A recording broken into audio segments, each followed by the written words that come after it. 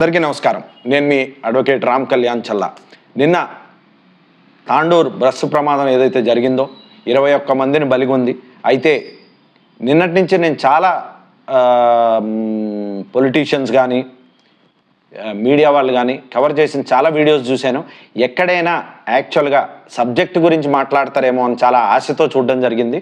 So ఎప్పుడైతే అసలు subject వదిలేసి మళ్ళీ ప్రతి యాక్సిడెంట్ లాగే దీన్ని ప్రొజెక్ట్ చేయడం జరిగిందో, ఒక యాక్సిడెంట్లా ప్రొజెక్ట్ చేయడం జరిగిందో, అంటే అనుకోకుండా జరిగింది, ఓ ప్రమాదవశాత్తు జరిగిందన్న ఒక ఏదైతే ఒక ప్రొజెక్షన్ చేయడం జరిగిందో దీన్ని క్లారిఫై చేయాల్సిన అవసరం నాకు ఉందనిపించింది. ఎందుకంటే ఫస్ట్ రీజన్ ఏంటంటే ఈ వికారాబాద్ రోడ్డు నాకు ఆల్మోస్ట్ 60 to 70% ఫెమిలియర్ అనడానికి రీజన్ ఏంటంటే 2018లో ఫస్ట్ టైం నేను ఎప్పుడైతే వికారాబాద్ దామగుండం అడవికి వెళ్ళడం జరిగిందో అప్పటి నుంచి ఈ రోజు దాకా కనీసం ఒక 100 సార్లు ఆ రోడ్డు మీద ట్రావెల్ చేసి ఉంటా. దీంట్లో భాగంగా ఆ రోడ్డు ఎట్లా ఉంటుంది, ఎన్ని మలుపులు ఉంటాయి, ఏ టైంలో ఎంత ట్రాఫిక్ ఉంటుంది, ట్రాఫిక్ ఎలా వస్తూ ఉంటుంది, దానివల్ల అంటే ఆ రోడ్స్ నేరో డౌన్ అవ్వడం వల్ల ఉన్న కంజెషన్ ఏదైతే అక్కడికి అంత కంజెషన్ కాజ్ అవుతుందో, ట్రాఫిక్ ఏదైనా చిన్న యాక్సిడెంట్ అయినా ఎంత జామ్ అవుతుంది అన్నది నాకు బాగా తెలుసు. సో దీని ఉన్న ఈ ఆలోచన మీద నేను ఎవరైనా ఈ అసలు కోర్ టాపిక్ మీద మాట్లాడతారేమో అని వెయిట్ చేయడం జరిగింది. కానీ చాలామంది స్పీడ్ మీద మాట్లాడారు. బస్ డ్రైవర్ స్పీడ్గా ఉన్నాడు, లారీ డ్రైవర్ స్పీడ్గా ఉన్నాడు, తర్వాత వచ్చేసి మన అక్కడ ఒక గొంతు ఉంది, పాట్ హోల్ వల్ల జరిగిన ప్రమాదం. నెక్స్ట్ ఎన్జిటీలో ఇష్యూ ఉండడం వల్ల చేయలేదు. అది కాకుండా ఒక ఎంక్వైరీ చేద్దాం, ఎంక్వైరీ వచ్చిన తర్వాత దాన్ని అడ్రస్ చేద్దాం ఓకే అన్న వేరు వాదనలు వినపడ్డాయి. So let me come straight to the point. ఈ ప్రమాదానికి ఓకే వాళ్ళు కారణం కాదు, అందరూ కారకులే. First thing. 2, ఎందుకంటే మనిషి ప్రాణం, కామన్ మ్యాన్ ప్రాణం అంటే ఏ పొలిటీషియన్కి కానీ ఏ డబ్బున్నోడికి కానీ పట్టలేదు. దానికి ప్రమాణం ఒకటే, ఏంటంటే మొన్న కర్నూలులో రోడ్ యాక్సిడెంట్ జరిగింది, 19 మంది సజీవ దహనం అయ్యారు. ఓకే, అది వేరే స్టేట్లో జరిగింది. అంతకుముందు ఉత్తరాఖండ్లో ఒక యాక్సిడెంట్ జరిగింది, దాంట్లో కూడా ఒక 20 మంది చనిపోవడం జరిగింది. ఓకే, ఇప్పుడు రీసెంట్గా తెలంగాణలో ఆన్ అన్ యావరేజ్ 21 మంది చనిపోయారని ఒక నంబర్ వచ్చింది ఇప్పటికైతే. ఓకే, దీంట్లో ఎక్కడ కూడా ఒక పొలిటీషియనో ఒక రాజకీయ నాయకుడికో ఒక డబ్బున్నోడి ఫ్యామిలీ కానీ పిల్లలు కానీ లేకపోతే వాళ్ళకి సంబంధించిన చుట్టాలు కూడా ఆఖరికి లేరు అన్నది మన దౌర్భాగ్యం. అంటే ఒక కామన్ మ్యాన్ ప్రాణానికి అసలు ఇక్కడ విలువ లేదు అన్నది నగ్న సత్యం. ఓకే, దాంట్లో ఎలాంటి మార్పు లేదు, దాంట్లో ఎలాంటి డౌట్ అవసరం లేదు. సెకండ్, యాజ్ ఐ సెడ్, నేను ఈ వీడియో చేయడానికి ప్రధాన కారణం ఏంటంటే ఈ రోడ్డు పాట్ హోల్ ఉంది అన్నది క్లియర్గా చాలా వీడియోల్లో కనపడ్డది. పాట్ హోల్ని తప్పేయడానికి ఈ టిప్పర్ డ్రైవర్ ఎవరైతే ఉన్నాడో కట్టు కొట్టడం జరిగింది. ఆ కట్టు కొట్టే క్రమంలో బస్సును గుద్దారని చెప్పారు. సరే, టిప్పర్ స్పీడ్లు ఉండొచ్చు, బస్సు నార్మల్ స్పీడ్లు ఉంది. ఒక అనాలిసిస్ తీసుకున్నా సరే బస్సు తాండూరు నుంచి బయలుదేరింది 5 గంటలకి, మధ్యలో ధారూరు లాగింది. ధారూరు దగ్గర 20 కిలోమీటర్లు. ధారూరు తర్వాత వికారాబాద్ నెక్స్ట్ పెద్ద జంక్షన్, పెద్ద స్టాపు, దగ్గర 40 కిలోమీటర్ల దూరం. ఈ వికారాబాద్ బస్ స్టాప్లో ఆన్ అన్ యావరేజ్ 15 నుంచి 20 నిమిషాలు బస్సు ఆగుతుంది. సో ఇది దాటిన తర్వాత ఈ ప్రమాదం అన్నది జరగడం జరిగింది. అంటే ఈ ప్రమాద స్థలానికి అరౌండ్ 70 కిలోమీటర్స్ దూరం. 5 గంటలకి బయలుదేరిన బస్సు ప్యాసింజర్లను ఎక్కించుకుంటూ 6:30కి ప్రమాదానికి గురైంది అంటే 70 కిలోమీటర్ల దూరంలో ప్రమాదానికి గురైందంటే on an average speed of the bus is around 50-55. General accidents పంచనామాలో కానీ ఒక ఆర్టీఓ రిపోర్ట్స్లో కానీ 2 బస్సుల స్పీడ్ కంపేర్ చేస్తారు. ఎప్పుడైనా సరే 2 ఈక్వల్ స్పీడ్ హై స్పీడ్ ఉన్నప్పుడు ఇంపాక్ట్ ఎక్కువ అవుతుంది. రెండో కారణం ఏంటంటే బస్సు ఒకవేళ హై స్పీడ్లు ఉండుంటే సరే ఇంత పెద్ద ప్రాణ నష్టం జరిగింది. బస్సు ఆన్ అన్ యావరేజ్ 50-55 స్పీడ్లు ఉన్నప్పుడు ఒక లారీని చూసినప్పుడు ఇంత ఎక్స్పీరియన్స్డ్ ఒక గవర్నమెంట్ ఆర్టీసీకి సంబంధించిన డ్రైవరు లెఫ్ట్కి తప్పియడానికి గోతులు లేవు, ఏమీ అది లేదు. చాలా ప్లేసుల్లో ఏంటంటే రోడ్డుకిను మామూలు గ్రౌండ్ లెవెల్కి చాలా డిఫరెన్స్ ఉంటుంది. రోడ్డు లెంగ్త్ చూసుకుంటే, అంటే ఈ డిస్టెన్స్లో మీరు చూసుకుంటే అలాంటి పరిస్థితి లేనప్పుడు డైరెక్ట్గా లారీ వచ్చి బస్సును గుద్దింది. బస్సు ఏమాత్రం తప్పియలేదు. మనం పిక్చర్ చూస్తే తెలుస్తుంది క్లియర్గా. బస్సు ఆల్మోస్ట్ మధ్యలో ఉంది, రోడ్డుకి మధ్యలో ఉంది. అక్కడి నుంచి లారీ మొత్తం బస్సును చీల్చుకుంటూ వెళ్ళింది. ఓకే, ఇప్పుడు మనము ప్రమాదానికి స్పీడ్ కారణం, ఇద్దరు స్పీడ్లు ఉన్నారన్న వాదన కూడా ఒక నిమిషం పక్కన పెట్టేస్తే అసలు దీనికి మెయిన్ కారణం ఏంటో నేను చెప్తాను. దీంట్లో ఇప్పుడు యాజ్ ఐ సెడ్ దామగుండం ఫారెస్ట్లో ఒక విఎల్ఎఫ్ రాడార్ స్టేషన్ అన్నది 2010 నుంచి ప్రపోజల్ ఉంది. 2022లో ఎప్పుడైతే దాని మీద స్టేటస్కు ఎత్తేయడం జరిగిందో ఆ రోజు నుంచి ఈ ప్రాజెక్టు పని మొదలెట్టడానికి రెడీ అవుతూ వచ్చింది. అయితే మొన్న కాంగ్రెస్ గవర్నమెంటు పవర్లోకి రాగానే ఇమీడియట్గా ల్యాండ్ పేపర్స్ హ్యాండ్ ఓవర్ చేయడం జరిగింది. పనులు హుటాహుటిని మొదలవ్వడం జరిగింది. ఆన్ అన్ యావరేజ్ ఇప్పుడు మొన్న మేము కోర్టుకి సబ్మిట్ చేసిన రిపోర్ట్లో కూడా ఆన్ అన్ యావరేజ్ ఒక 20 to 30% of the work is done. So work జరిగిందన్నది ఒక్క నిమిషం పక్కకు పెట్టేస్తే ఈ వర్క్కి కావాల్సిన మెటీరియల్ కానీ, ఐరన్ కానీ, బ్రిక్స్ కానీ, సిమెంట్ కానీ, ఇసుక కానీ, కొంచెం క్వారీస్ అవి ఏవో వాళ్ళు పెట్టుకుని అక్కడ చేస్తున్నారు. కానీ I think the major material which has to come for this project is through this Vikarabad Hyderabad highway. ఎందుకంటే హైదరాబాద్ను మించిన పెద్ద టౌన్ పెద్ద సిటీ ఏది దగ్గరలో లేదు. And Hyderabad is very accessible. ఈ రోడ్డు ద్వారా ఇవేవైతే మనం సోకాల్డ్ ఈ విఎల్ఎఫ్ రాడార్ స్టేషన్కి సంబంధించిన ఏవైతే ఎక్విప్మెంట్ కానీ, ఈ హెవీ ట్రక్స్ కానీ ఇవన్నీ ఇదే రూట్లో రావడం జరుగుతుంది. అంతేకాకుండా దీన్ని పర్యవేక్షించడానికి వేరు డిపార్ట్మెంట్, ఫారెస్ట్ డిపార్ట్మెంట్ కావచ్చు, నేవీ డిపార్ట్మెంట్ కావచ్చు, మీకు బయోడైవర్సిటీ కావచ్చు, వీళ్ళందరూ కూడా అదే రూట్ నుంచి ట్రావెల్ చేసుకుంటూ రావడం జరుగుతుంది. అయితే దీంట్లో ఒకప్పుడు అంటే ఈ విఎల్ఎఫ్ స్టేషన్ వర్క్ కమెన్స్ కాకముందు 20% ఉన్న ట్రాఫిక్ 40%, 50%, 60% కూడా పెరిగే ఛాన్స్ ఉన్నది. దీంట్లో భాగంగా ఏదైతే ఈ సింగిల్ రోడ్డు ఉందో దీని మరామత్తులు మాత్రం ఏ కోశాన పట్టించుకున్న పాపానికి పోలేదు. సో దానివల్ల ఏం జరిగింది, ఎక్కడికక్కడ గోతులు గాథలు. ఇప్పుడు 20 బళ్ళు వెళ్ళే దగ్గర 60 బళ్ళు వెళ్ళినప్పుడు రోడ్డు మెయింటెనెన్స్ అన్నది చాలా హై లెవెల్లో పెరిగిపోతుంది. ఎందుకంటే మెయింటెనెన్స్ అన్నది 10 రోజులకోసారి చేసేది రోజుకోసారి 2 రోజులకోసారి చేయాల్సిన పరిస్థితి. ఇలా చేసిన దాఖలాలు ఎక్కడ లేవు. Every day they are some road accidents involved in this. So దీని బేసిస్లో చూసుకుంటే గవర్నమెంట్ ఏదైతే ఉత్సాహం చూపించిందో ల్యాండ్ రాగానే కాంగ్రెస్ పార్టీ పవర్లోకి రాగానే ఏదైతే ఉత్సాహం చూపించిందో ల్యాండ్ హ్యాండ్ ఓవర్ చేయడానికి, ఆ ఉత్సాహం అన్నది ఎక్కడ కూడా దానికి కావలసిన అంటే ఆ విఎల్ఎఫ్ స్టేషన్కి కావలసిన ఇన్ఫ్రాస్ట్రక్చర్ ఉందా? ఎందుకంటే ఒక చిన్న కుండలో ఓ పెద్ద పైపు నుంచి మీరు నీళ్లు పోస్తే 2 నిమిషాల్లో పగిలిపోద్ది. అది చిన్న బేసిక్ కాన్సెప్ట్.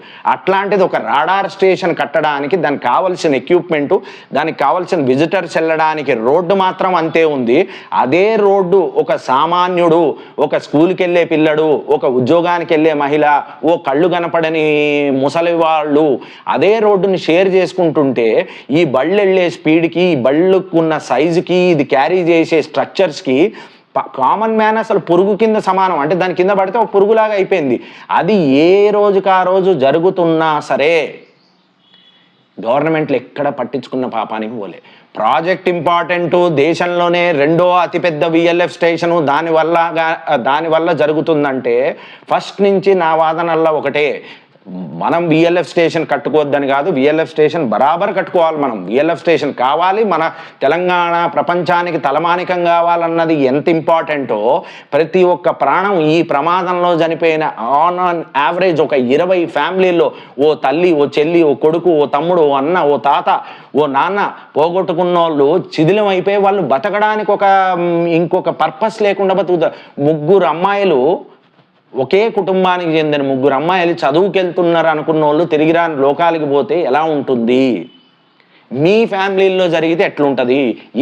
దీన్ని ఒక ఇమోషనల్ ఇంటెలిజెన్స్ అంటారు. అంటే నాకు జరిగితే నేను ఎట్లా ఫీల్ అవుతానో అన్ని ఫీల్ అయ్యే రోజు వచ్చిన రోజే ఈ సిస్టమ్ మారుతుంది, ఈ బ్యూరోక్రాట్స్ మారుతారు, ఈ పొలిటీషియన్స్ మారుతారు. అంతేగాని నాదేం పోయింది, నేను ఓటేసినా, నాకు నచ్చినోడికి వేసే పైసలు వేస్తే రేపు పొద్దున పోయేది నీ పిల్లలు, నీ సొంత ఇల్లు అన్నది ఈ రోజుకైనా జనాలు రియలైజ్ కావాలి. ఎందుకంటే చాలామంది నన్ను అడిగారు, ఈ రోడ్డుకు సంబంధించి సేవ్ బనియన్ అని ఒక ఎన్జిఓ సంస్థ ఈ బనియన్ ట్రీస్ని కొట్టద్దు అన్న వాదనతో ముందుకు వచ్చింది. ఇది మన దామగుండం ఫారెస్ట్ ఫైట్ మొదలెట్టిన తర్వాత వచ్చింది. చాలామంది నన్ను అడిగారు, నువ్వు సేవ్ బనియన్తో ఎందుకు గెలవవు అని. నేను సేవ్ బనియన్తో గెలవడానికి, ఈ రోడ్డు ఎక్స్పాండ్ చేయడానికి ఈ బనియన్ ట్రీస్ తీయకపోతే ఈ రోడ్డు ఏ రకంగానూ ఎక్స్పాండ్ కాదు. ఇది కానప్పుడు జనాల ప్రాణాలని పణంగా పెట్టి చెట్లని కాపాడే బదులు చెట్లని రీలొకేట్ చేసుకుని ఆ ఫస్ట్ ఏదైతే రోడ్డు ఉందో దాన్ని డెవలప్ చేయాలి. ఎందుకంటే రోజు ప్రాణాలు పోయేది. ఈ రోజు ఏమైందంటే అత్యంత బాధాకరమైన 21 మందిని పోగొట్టుకున్న 21 మంది ప్రాణ నష్టం జరిగింది ఈరోజు. ఎన్ని ఫ్యామిలీలు చిన్నాభిన్నం అయిపోయినాయో. అందుకోసం నేను ఏ రోజు సేవ్ బనియన్స్ అన్న దాంట్లో ఏ రోజు కూడా ఇన్వాల్వ్ కావడం జరగలేదు. అండ్ దాన్ని ఇప్పుడు బూచిగా చూపించి ఒక మినిస్టర్ గారు మాట్లాడుతూ ఈ ఇష్యూ ఎన్జిటీలో ఉంది, ఎన్జిటీలో ఉండడం వల్ల మేమేం చేయలేకపోదా. నిజంగా చెప్పాలంటే హైదరాబాద్ అప్పా నుంచి మొదలెట్టి వికారాబాద్ దాకున్న స్ట్రెచ్ చూసుకుంటే మీరు గట్టిగా చూస్తే ఏవి పక్కపక్కన ఉన్నవి చాలా తక్కువ. ఇప్పుడు ఏ రూట్లో అయితే తాండూరు నుంచి బస్సు వచ్చిందో వికారాబాద్ టచ్ చేసుకుంటూ వచ్చిందో ఈ రూట్లో చూసుకుంటే మీకు అక్కడో చెట్టు సగం చెట్లు ఆల్రెడీ వచ్చినాయి, సగం చెట్లు ఆల్రెడీ చెదలు బట్టి ఉన్నాయి, సగం చెట్లు కొమ్మలు కొట్టేసి ఉన్నాయి. సో ఈ రకంగా జరిగేవి జరుగుతూనే ఉన్నాయి. అంటే ఎక్కడెక్కడో ప్యాచెస్లో ఉన్నాయి తప్ప మిగతా రోడ్ అంతా క్లియరే ఉంది. ప్యాచెస్లో ఏదైతే ఒక దగ్గర ఒక 1/2 కిలోమీటర్కి ఒక దగ్గర చెట్లు ఉన్నప్పుడు వీళ్ళు ఏదైతే సేవ్ బనియన్స్ అన్నోళ్ళు ఎన్జిటీకి పోయి ఎన్జిటీ రీసెంట్గా అడిగింది ఏంటంటే అసలు మీరు ఏ బేసిస్లో ఈ చెట్లని రీలొకేట్ చేస్తారు, సైంటిఫిక్ మెథడ్ ఏంటని అడిగింది. ఓకే, ఇంకా అది పెండింగ్ ఉంది. గవర్నమెంట్స్ నిజంగా ఒక వాదన వినిపించి కరెక్ట్గా రీలొకేట్ చేసే ఇది మేము సైంటిఫిక్ పద్ధతి అని గవర్నమెంట్స్ నిజంగా టైమ్లీ రెస్పాండ్ అయ్యి ఉండుంటే ఈ రోజుకి రోడ్డు ఎప్పుడో ఎక్స్పాండ్ అయ్యేది. That is not the reason. ఫస్ట్ది. సెకండ్, ఎక్కడెక్కడైతే బనియన్స్ ఉన్నాయో ఆ ప్యాచ్ మాత్రం అక్కడ మాత్రం వదిలేసి మిగతా రోడ్డు వైడనింగ్ చేసుకుంటూ వెళ్ళడానికి ఎలాంటి అభ్యంతరం లేదే. ఇప్పుడు మనం సిటీలో చూస్తే ఒక రోడ్డు 100 ఫీట్, పోనీ 100 కాకపోయినా ఒక 60 ఫీట్ రోడ్డు సడన్ గా పోయేటప్పుడు 30 ఫీట్ రోడ్డు అవుతుంది. ఎవడో ఇల్లు ఉంటుంది, ఎవడో పొలిటీషియనో, ఎవడో సర్పంచో, ఎవడో కార్పొరేటర్దో, ఇంకెవడదో మన చుట్టందో ఎవడదో ఇల్లు ఉంటుంది. ఈ ఇల్లు ఉన్నప్పుడు అక్కడ నేరో డౌన్ అవుతుంది. మరి అదే సేమ్ పాలసీ ఒక హైవేకి అప్లై చేయనప్పుడు అంటే ఎవడికి పట్టలేదు కదా ఇది. సో ఈ పట్టనప్పుడు ఇలాంటి ప్రమాదాలే జరుగుతాయి. ఎప్పుడైతే దామగుండంలో 9,000 చెట్లని రీలొకేట్ చేశారు, ఈ చెట్లన్నీ చచ్చాయని మన కోర్టుకి చెప్పాము, కోర్టు నుంచి క్లియర్గా ఒక డైరెక్షన్ ఇచ్చి సెంట్రల్ గవర్నమెంట్స్ని అకౌంటబుల్ చేస్తూ అన్ని డిపార్ట్మెంట్స్ని కౌంటర్ ఫైల్ చేయమంది. అలాంటి సినారియో ఎక్కడ జరగనే లేదు అసలు. ఎందుకంటే వాళ్ళు ఎన్జిటీలో ఉందన్న ఒక రీజన్ చూపించి రోడ్డుని ఎక్స్పాండ్ చేయలేదు తప్ప ఎన్జిటీలో ఉన్నదాన్ని నువ్వు త్వరితగతిన గవర్నమెంట్ లీడర్లు తలుచుకుంటే అది పెద్ద పనేం కాదు. అంటే మీరు ఒక రీజన్ చూపించి మీరు తప్పించుకుందికి ఈరోజు ప్రాణాలు పోయినా యాక్సెప్ట్ చేయకుండా ఉండడానికి చేసిన పని మాత్రమే. ఇంకొకసారి ఈ వీడియో ద్వారా నేను చెప్పదలుచుకున్నది ఏంటంటే ఈ పైన ఇవన్నీ చూపించి ఒక జరిగిన ప్రమాదాన్ని కప్పిపుచ్చే ప్రయత్నాలు చేయకండి. ఓకే, ఎంత కప్పిపుచ్చినా దీంట్లో ఫ్యాక్ట్ ఏంటంటే ఈ రాడార్ స్టేషన్ కోసం మీరు ఏదైతే ఎక్విప్మెంట్ తీసుకెళ్తున్నారో, ఏదైతే ఎక్విప్మెంట్ అక్కడికి వెళ్తోందో వీటిలన్నిటికీ డిపార్ట్మెంట్స్ అందరూ బాధ్యులే.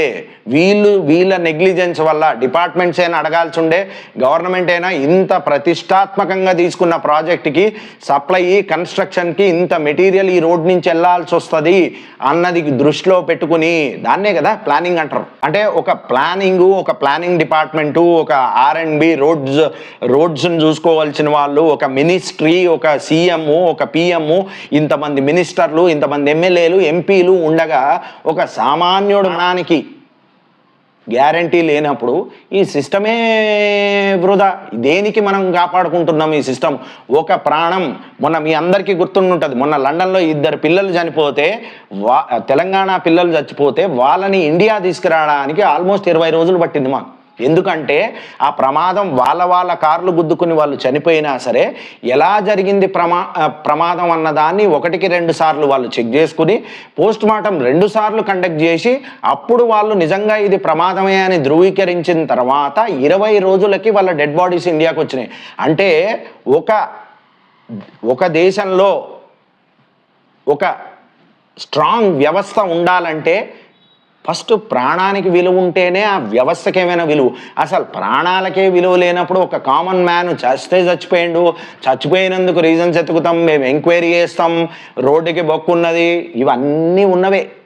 Okay, but the fact of the story is మనం అసలు వదిలేసి చుట్టూ తిరిగినంతసేపు మీడియా ఛానల్స్ కానీ, వాయిస్ రైజ్ చేసేటోళ్ళు కానీ, నిజంగా ఈ ప్రాణాల గురించి వరి అయిన వాళ్ళు కానీ, వీళ్ళందరూ ఎప్పుడైతే మాట్లాడడం కరెక్ట్ పాయింట్ మీద మాట్లాడరో టాపిక్ ఆటోమేటిక్గా డైల్యూట్ అవుతుంది.